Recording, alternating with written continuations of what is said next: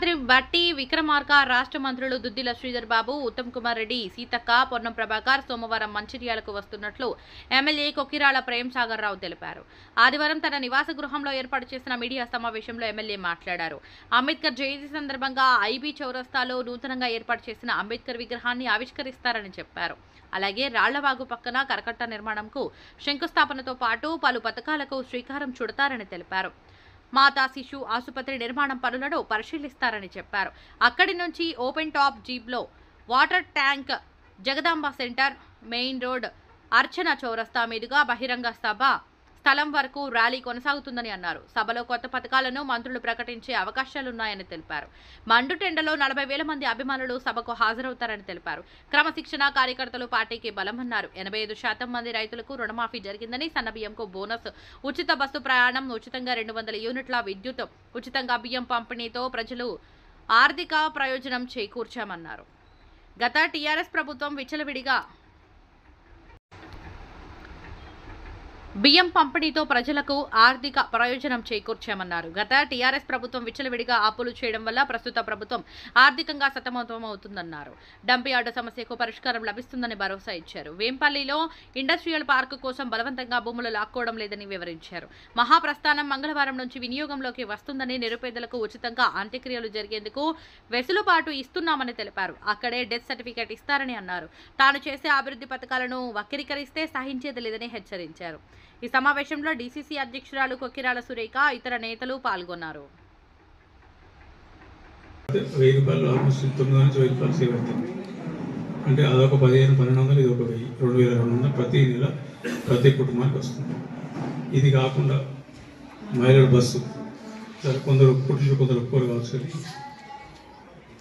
ఒక కుటుంబంలో 2 మహిళలు ఉంటే దాదాపు ఒక 1000 రూపాయలు బాధ అవుతుంది. అంటే ఆటోలో వేసుకుంటే ఇంకా ఎక్కువ అవుతాయి, బస్సులో చెప్తేనే అవుతుంది. ఇట్లా నేరుగా ప్రతి కుటుంబానికి ఈ రకంగా వస్తున్నాయి. ఆరోగ్యశ్రీ ద్వారా చేసినాం, గ్యాస్ సిలిండర్ చేసినాం, రుణమాఫీ మీకు ఇంతకుముందు లెక్కలు చెప్పినాం. తర్వాత 500 రూపాయల బోనస్ చేసినాం. 500 రూపాయల బోనస్ ఒక మంత్రిగా నేర్పోతుంది. దాదాపు 120-115 కోట్ల దాకా అయింది. Correct subsidy correction.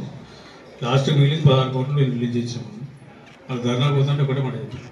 ఆ బీజేపీలో మాట్లాడి వీళ్ళ మాట ధర్నాకు పోతే నేనేం చేయలేను.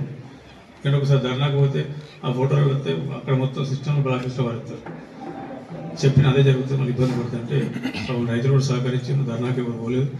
వాళ్ళకు నేను 20 రోజులు అని చెప్పిన కరెక్ట్ వారం రోజులు డబ్బులు ఇచ్చి ప్రతి ఒక్కరికి వచ్చింది. ఒక్కరు కూడా లేదు. ఒక్కరు 500 రూపాయలు అనేది ప్రతి ఒక్కరికి వచ్చింది.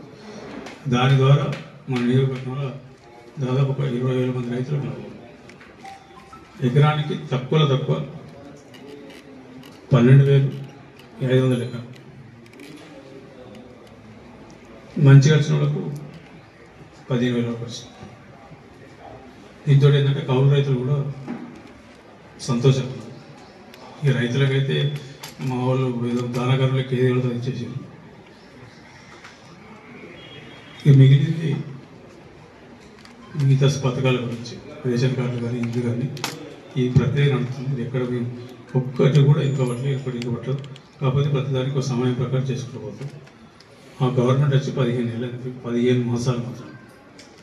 మాకు 15 మాసాలకు వాళ్ళు ఇచ్చింది ఖాళీ చిప్ ఒకటి, లిస్టు, అప్పుల లిస్టు. ఇవాళ మాట్లాడుతున్నారు మేము అప్పులు చేసినాం ఇది అని చెప్పి. వాళ్ళు చేసినారు, మేము చేసినాం, కార్పొరేషన్ కావు. ఆర్థిక మంత్రి, మాజీ ఆర్థిక మంత్రి హరీశ్రావు ఉంటాడు, దానికి కూడా సమాధానం చెప్తాను. అసెంబ్లీ సమావేశాలు స్టార్ట్ అయిన తర్వాత, అంటే కాంగ్రెస్ ప్రభుత్వం ఇందిరమ్మ రాజ్యం స్టార్ట్ అయిన తర్వాత వారం రోజులు అనుకుంటాం. సరే, దీని గురించి ఎక్కువ మాట్లాడినా తక్కువ మాట్లాడినా కూడా అక్కడికి వచ్చినా సరే బాధతో వచ్చినా చూసినాక కనీసం ఒక 50% బాధ దక్కుతుంది పరిస్థితి చూసిన తర్వాత. రెండోది ఏంటంటే దాని విశిష్టత. కోటీశ్వరుడు రోజు పూజ చేసుకున్నారు.